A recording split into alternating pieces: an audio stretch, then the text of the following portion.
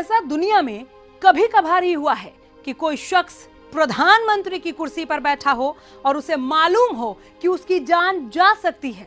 और ऐसा भी कम ही हुआ है कि किसी प्रधानमंत्री की उसके ही घर में इस तरह से मौत हो जाए, उसे मार दिया जाए। गांधी परिवार का इतिहास रहा ही कुछ ऐसा है जहां सब कुछ अचानक से बदलता है। जब इंदिरा की मौत की खबर आई तब राजीव पश्चिम बंगाल में थे।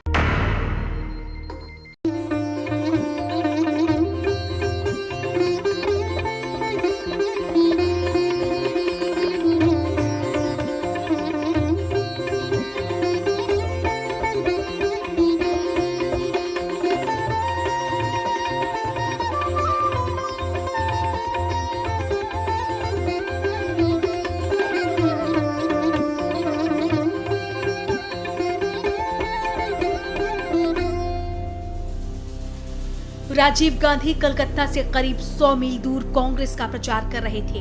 तभी एक गांव में पुलिस ने उन्हें खबर दी कि वो जल्द से जल्द दिल्ली आ जाएं। आनन फानन में राजीव को एक हेलीकॉप्टर में बिठाकर कलकत्ता भेज दिया गया। अब सुबह के 10 बज चुके थे। इंदिरा गांधी की मौत की खबर सबसे पहले बीबीसी ने प्रसारित की।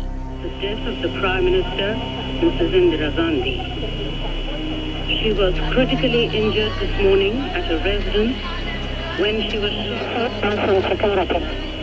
and she was immediately rushed to All India Medical Institute where she succumbed to her injuries.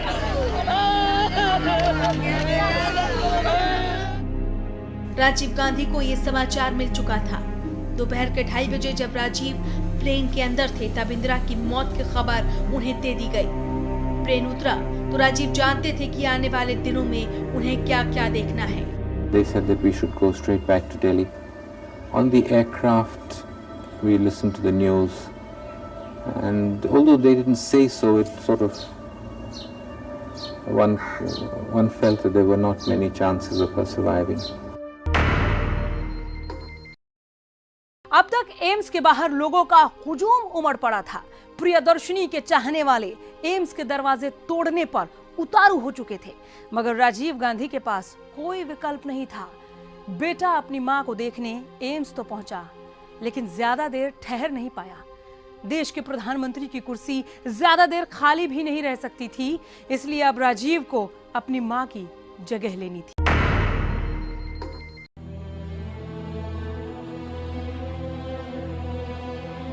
राष्ट्रपति ज्ञानी जैल सिंह को इंदिरा गांधी की मौत की खबर दे दी गई। वो विदेश में थे। आनन फानन में वो भी वापस दिल्ली लौट आए। शाम के 5 बजे यानी इंदिरा गांधी की मौत के 2.5 घंटे बाद ही कांग्रेस दफ्तर पर एक मीटिंग बुलाई गई, जिसमें राजीव गांधी को संसदीय दल का नेता चुना गया। मीटिंग के 1.5 घंटे बाद ही राजीव को प्रधानमंत्री पद की शपथ दिला दी गई। I, Rajiv Gandhi, do solemnly affirm that I will bear true faith and allegiance to the Constitution of India as by law established, that I will uphold the sovereignty and integrity of India, that I will faithfully and conscientiously discharge my duties as Prime Minister. that I will faithfully and conscientiously discharge my duties as Prime Minister. यह शपथ ग्रहण सबसे दुख भरे वक्त में हुआ, लेकिन इसके थोड़े ही देर बाद राजीव गांधी ने अपने कैबिनेट की पहली बैठक बुलाई। यह साफ कर दिया कि मंत्रिमंडल में कोई फेरबदल नहीं होगा।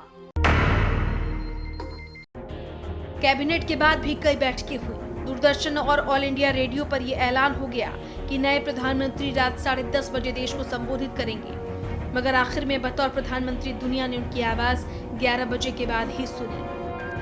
इंदिरा जी के नहीं बल्कि उससे भी पहले मेरे पिता फिरोज गांधी जी के वायदे थे, और तब से लेके आज तक जो काम हो रहा है एक तरह से उनके वायदे पूरे करने पर हो रहा है।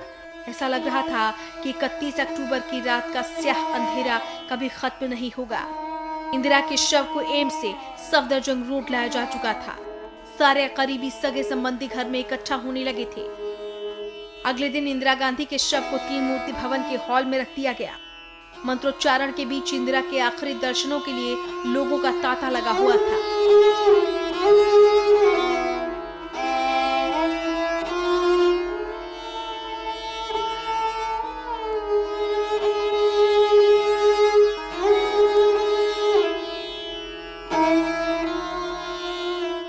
तीन मूर्ति में जुटने वाले लोग प्रियदर्शनी की विरासत और उनके मूल्यों को जाया न होने देने की बात कर रहे थे। उधर देश में दंगों की चिंगारी शोलों में तब्दील होने लगी थी। And her son also, they pulled him from the house. In the hair they put kerosene oil and burnt alive. He ran and they threw stones on him and killed him. दुनिया भर के television कैमरे रात दिन बिना थके इंदिरा की तस्वीरों को दुनिया के कोने कोने तक पहुंचा रहे थे। तो उधर दिल्ली में कुछ लोग धार्मिक भावनाएं भड़काने में जुट गए। सिखों का कत्लेआम शुरू हो गया। 2 नवंबर की शाम राजीव गांधी ने टेलीविजन के जरिए कहा, ये दंगे उन सारी बातों को जख्मी कर रही हैं, इंदिरा जिनके लिए ताउम्र लड़ी। Indira Gandhi, India's Prime Minister, has been assassinated. She was mother not only to me but to the whole nation. She served the Indian people to the last drop of her blood. The country knows with what tireless dedication she toiled for the development of India. You all know how dear to her heart was the dream of a united, peaceful and prosperous India. An India in which all Indians lived together as one big family in an atmosphere free from mutual rivalries and prejudices. By her untimely death, her work remains unfinished. It is for us to complete this task. This is a moment of profound grief. The foremost need now is to maintain our balance. We can and must face this tragic ordeal with fortitude, courage and wisdom. We should remain calm and exercise the maximum restraint. We should not let our emotions get the better of us, because passion would cloud judgment. Nothing would hurt the soul of our beloved Indira Gandhi more than the occurrence of violence in any part of our country. It is of prime importance at this moment that every step we take is in the right direction. Indira Gandhi is no more, but her soul lives. India lives. India is immortal. The spirit of India is immortal. मगर तब तक काफी देर हो चुकी थी। 2 लोगों की गोलियां हजारों पर भारी पड़ रही थी। शनिवार 3 नवंबर को इंदिरा गांधी के शव को फूलों से लाद कर पूरे राजकीय सम्मान के साथ अंतिम यात्रा के लिए तैयार किया गया। तीनों सेनाओं से 90 जवान इस यात्रा के साथ थे। नई दिल्ली की चौड़ी सड़कें और पुरानी दिल्ली के सकरे रास्तों से जमुना किनारे ले जाया गया। 4 मील के इस रास्ते ने वही सफर चुना जिससे बापू, फिरोज गांधी, जवाहरलाल नेहरू और संजय गांधी का शव गया था।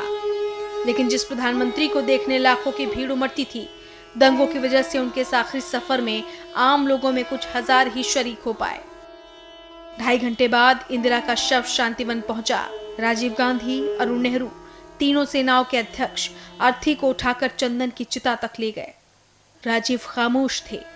वैदिक रीति से उन्होंने अपनी मां को आखिरी विदाई दी। 2 दिनों तक चिता की आग धधकती रही। राख ठंडी हुई और 13 दिनों बाद अस्थियां कलश में रखी गई। राजीव भारतीय वायुसेना के जहाज से उन अस्थियों को लेकर कश्मीर गए। चिता की राख और अस्थियों को उस हिमालय के ऊपर फैलाने जिसकी गोद में बसना इंदिरा की आखिरी ख्वाहिश थी।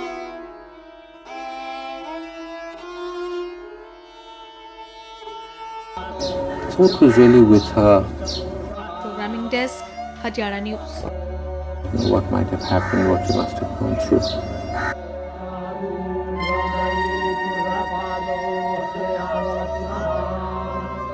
Shock went through me, but I kept it in myself as something private and personal of mine rather than something that the world must share with me.